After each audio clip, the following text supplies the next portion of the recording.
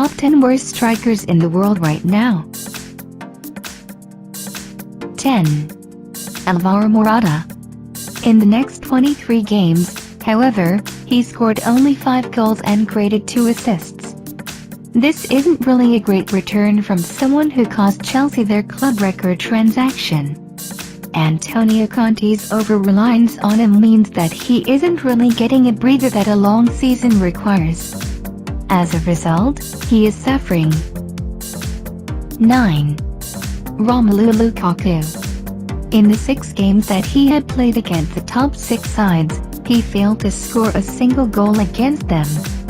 He may have scored 18 goals this season, but they came in 35 games.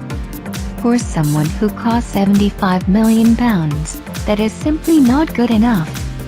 Like Morata, he started brilliantly with his new club, scoring 11 goals in his first 10 games for the Red Devils.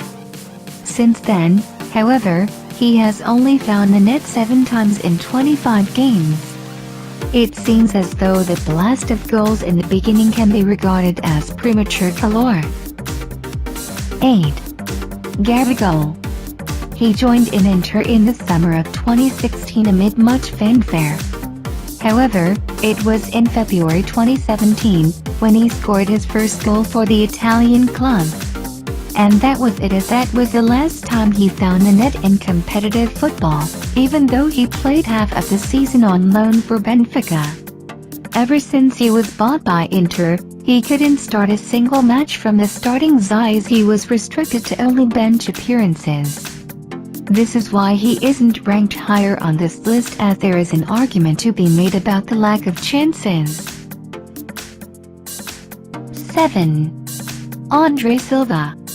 For someone who has been labeled as the heir to Cristiano Ronaldo's throne for Portugal by the Real Madrid number 7 himself, he has done pretty badly since joining AC Milan in a big money move last summer. While he may have scored 6 goals in 6 Europa League games, he is yet to open his account in the Serie A in 15 league and cup games combined. He has returned with 0 goals. While the talent is there in him, he lacks the application, which is why he finds himself on this ominous list. 6. Peter Crouch. At 37, he doesn't have much fuel in the tank. It is not that he was a great striker at any point of time, with the highest tally he ever reached being 18 goals in 49 appearances for Liverpool in the 2006 July season. However, his job wasn't really to score goals, rather it was to assist his teammates. And he is not that great at it anymore either. His speed is slow, which is completely normal for a 37-year-old. In 23 games this season, he has only come up with 4 goals. Ouch. 5. Andy Carroll. Some mysteries can never be solved, one of which is Liverpool opting to pay £36 million for Andy Carroll to price him out of Newcastle. He was a decent striker then, but was nothing worth anywhere near what Liverpool paid for him. And now, he seems to have regressed. Indeed, the Englishman has played in 14 games this season and has come up with only 2 goals in return. Certainly, for someone playing in the top echelons of English football, that is a very poor return. 4. Vincent Janssen.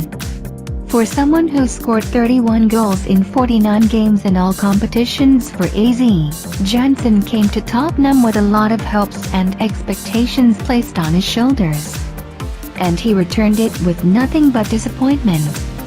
He was signed in the summer of 2016, but it took him till February 2017 to score his first goal from open play for the Lily Whites. He ended the season with 6 goals from 35 appearances in all competitions. However, 4 of those goals came from the penalty spot. After a terrible first season in the top flight of English football, Spurs opted to let him go out on loan, as he now plies his trade at Fenerbahce, where he has scored only 3 times in 12 games. 3. El-Haddadi. When he broke through into the first team of Barcelona, Many Qs labeled him as better than Cristiano Ronaldo.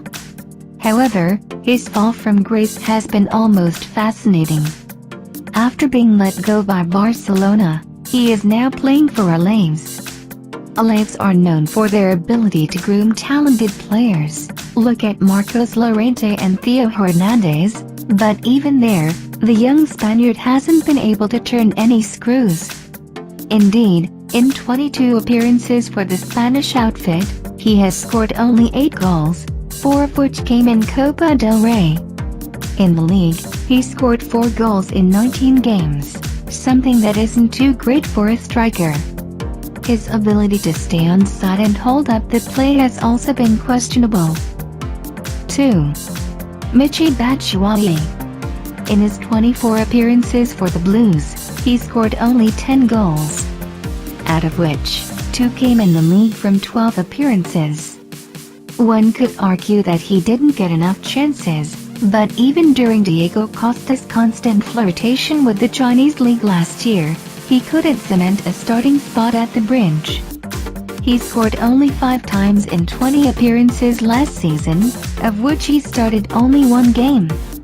He might be a decent finisher, but apart from that, he is a very limited player. Neither can he hold onto the ball, nor is he a great passer of it. He has begun his Dortmund career with a bang, scoring 2 goals and an assist on debut. It could be a path to redemption, but he needs to do it consistently. 1. Karim Benzema. In the 20 games he has played for the Galacticos this season, he has only scored 5 times.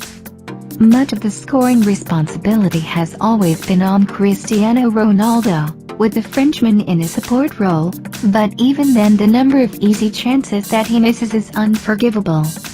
Prior to the season, there was at least some respite to be found in the fact that he could make some crisp passes to link the play up in the final third. But even that has disappeared this season. Real Madrid are in a rut right now and Karim Benzema is perhaps the biggest reason for it.